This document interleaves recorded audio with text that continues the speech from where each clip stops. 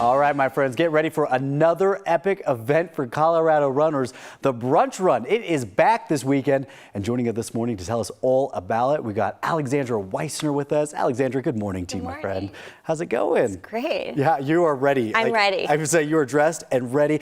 You had some swag with you too this morning. I did. So these are our medals for this year's races. So we've got a strawberry scented waffle medal. That's right, strawberry scented. Yeah, it smells.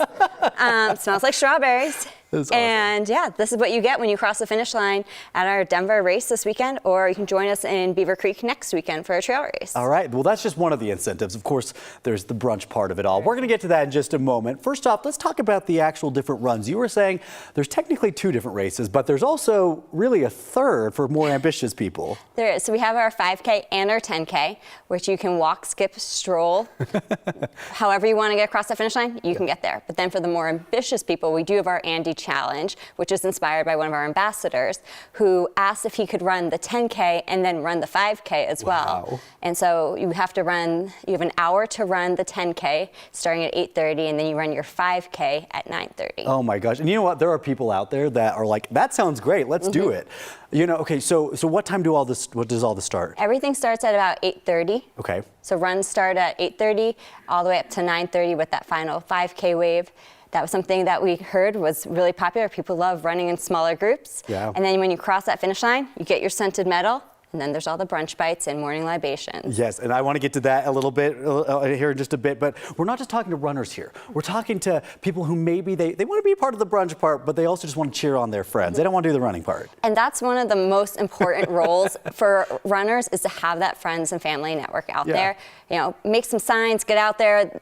We're right in Central Park. There's so many places to set up some cowbells and just get out there and cheer runners on. Yeah, okay, so now let's get to the good stuff. Let's get to the brunch bites. What is that exactly? So when you cross the finish line, we've got bites from D-Bar, Postino's. Yeah, you're speaking my language right here. Those are like my 2 places. They're amazing. Habitat Donut Dispensary is going to be out there.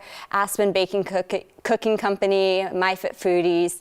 Moodify Oats will be joining us this year. And then for libations, we've got some mimosas from Corbell and Natalie's Juice. We've got the Real Dill, which is an epic local Bloody Mary mix company. Yeah. They'll be out there serving some Bloody Marys. That's awesome. It's going to be a big party. Do y'all want to just like let her just keep listing this off, and that's what we do the rest of this morning? It sounds amazing. Okay, so let's go over the details of this. When, where, what time, how can people join? So it's this Sunday, starting at 8:30 a.m. at Central Park, which is right by that old airport, and you can get all the information at brunchrunning.com. And I'm also seeing that this is a fundraiser. It is. So Metro Caring has been our partner in this event for the past 8 years.